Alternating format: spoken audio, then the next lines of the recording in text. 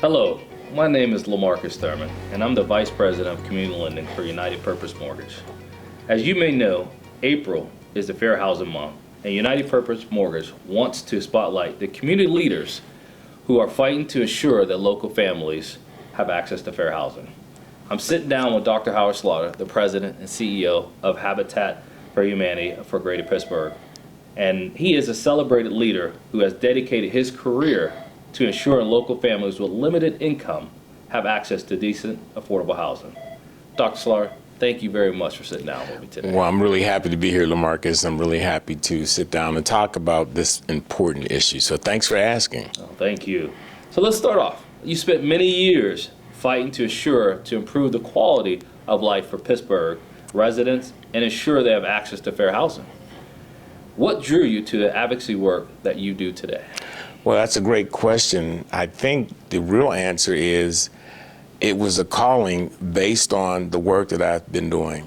I think advocacy in many senses is something that everybody should have something that they're advocating for, right? And so home ownership has been one for me.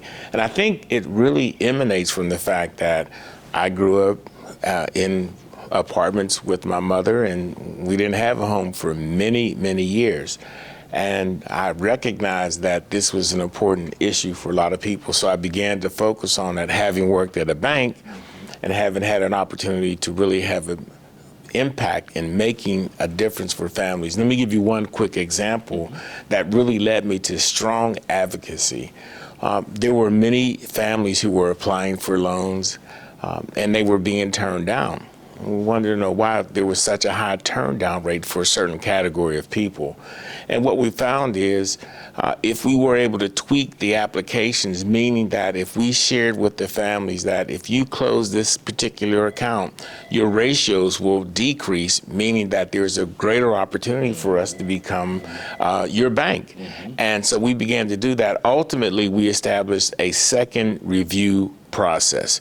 So every loan that came through that was turned down in a certain category had an automatic second review so we can counteroffer. So that began the process of saying, how do we do more to help individuals understand the importance and how they can become a homeowner? You know, LaMarcus, that the average person who owns a home, they gain their wealth from the equity in their home, which is a very important aspect of what I do and what you do. So that's how it really began, and I just began to read more, talk more.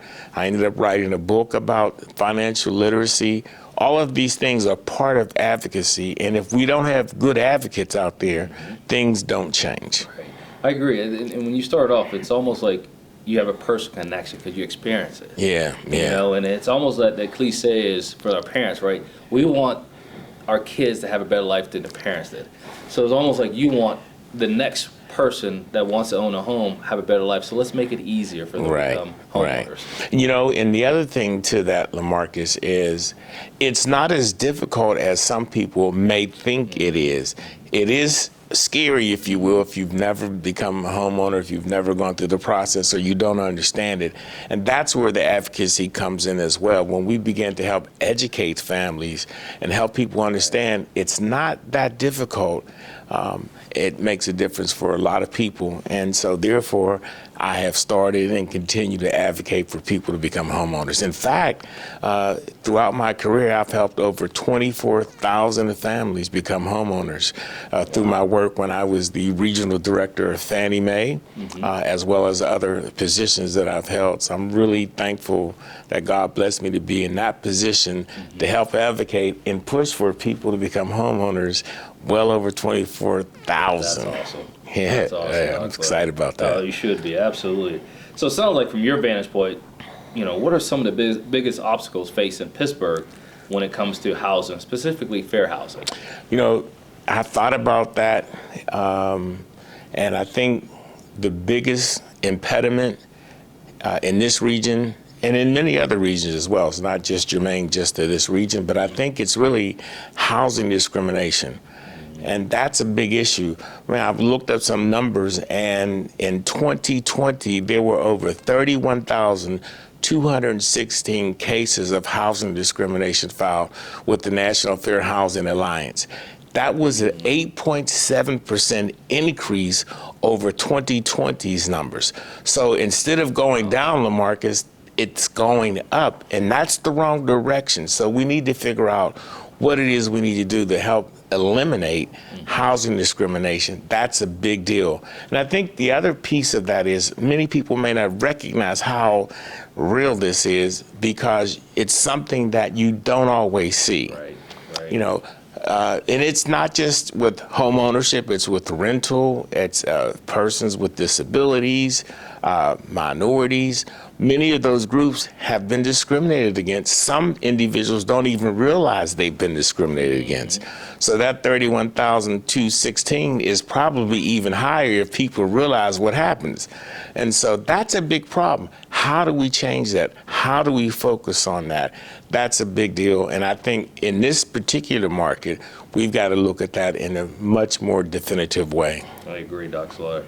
So you're incredible, well-connected in the Pittsburgh area. Everyone knows Dr. Slaughter, especially in this space. And you worked a wide range of community organizations in your lifetime and held several roles, like you said, in the banking industry as well.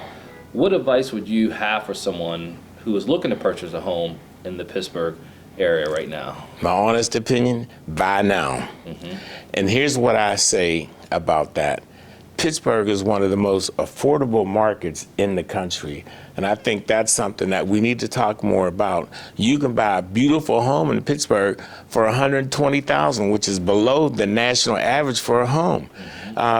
80,000. There are a lot of great homes here. And I think if someone is interested, my advice would be buy the home now. Let's figure it out. It's going to benefit you down the road. Here are the reasons why. And that's what I would say.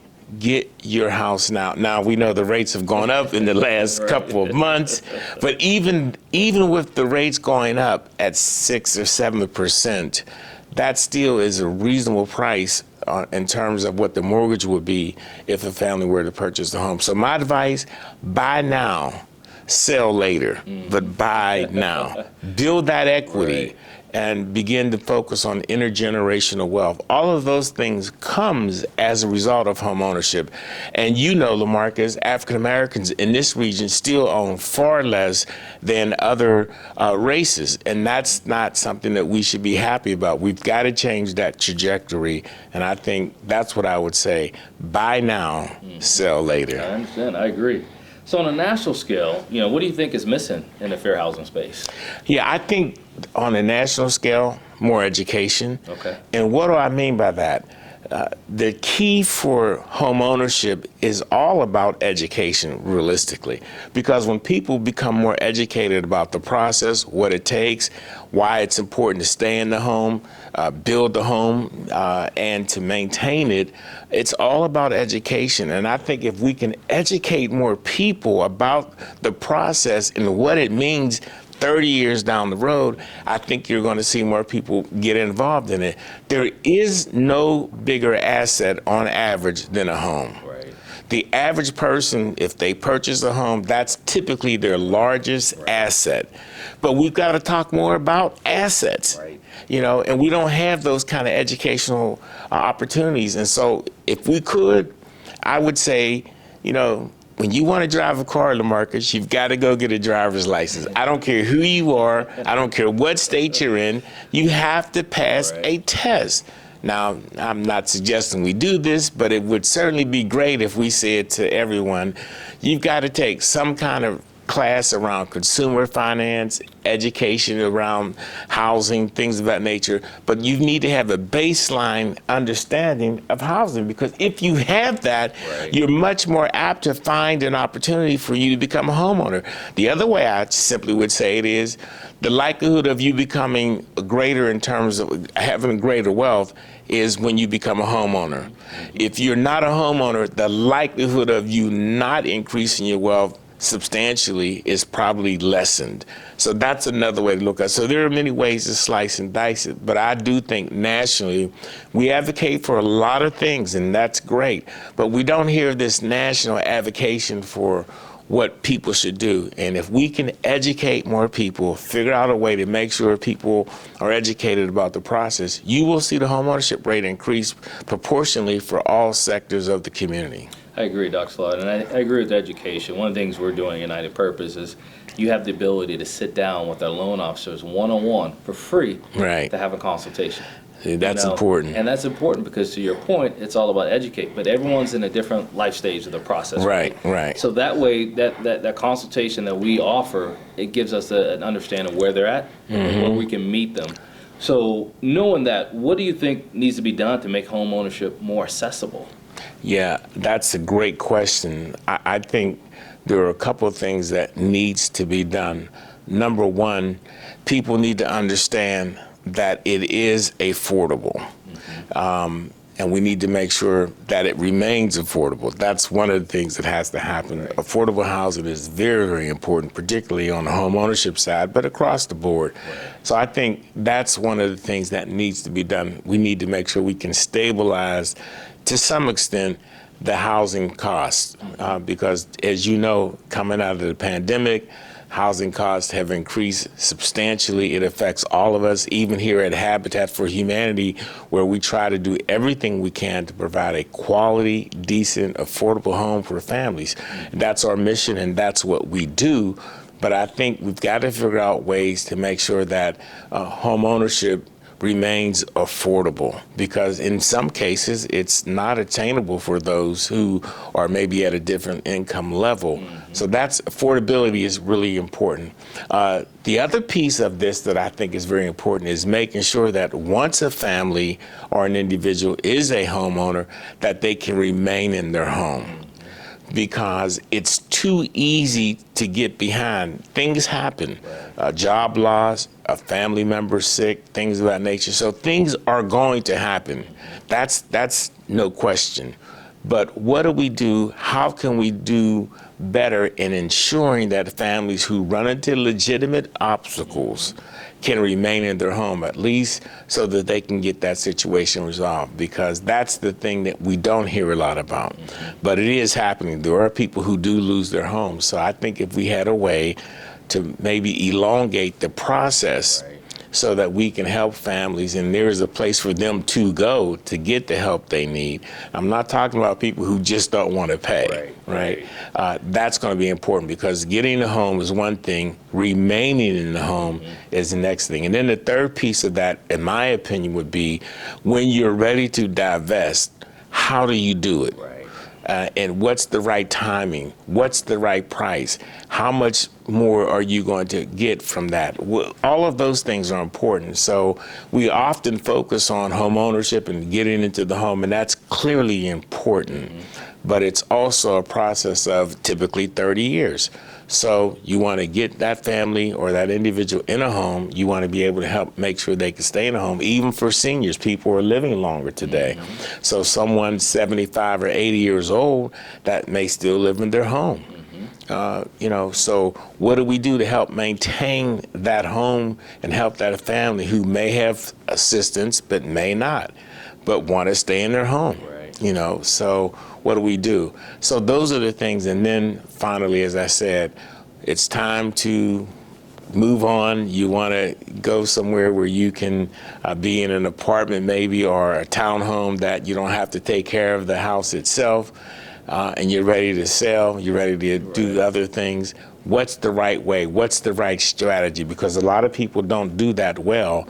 And after 30 years or whatever time frame they've been in a home, they want to benefit from that too, which will help them in their retirement years. So those would be the three areas that I think would be great to really have some teeth in and strengthen on a national level. So it sounds like, Dr. Slaughter, it's you lead with education and you end with education. Yeah, that's a good point, LaMarcus. Absolutely. No, so I appreciate that. Are there any fair housing initiatives or projects that you're currently excited about? Well, the one that I'm most excited about is the organization, the National Fair Housing Alliance.